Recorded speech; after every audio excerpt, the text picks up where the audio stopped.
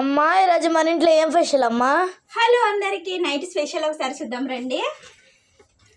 వేడివేడి అన్నం, అలాగే ఉడకబెట్టి గుడ్డు వేసిన, వాళ్ళతో ఇప్పుడే బంద్ చేసిన. గుడ్డు కర్రీ ఇప్పుడే బంద్ చేసేసిన.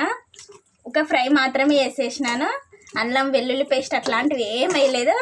ఉల్లిగడ్డతో వేసుకుంటే ఇట్లా ఉడకబెట్టి గుడ్డు సూపర్ ఉంటుంది. ఇంకా దాంట్లోకి అయితే చపాతి కూడా వేసేసిన. మా మామయ్యకి అయితే నూనె లేకుండా చేసిన. అలాగే దాంట్లోకి గట్టిపప్పు కూడా, ఇవన్నీ ఉన్నాయి. పప్పు మాత్రం గట్టిపప్పు ఖచ్చితంగా ఉండాలి.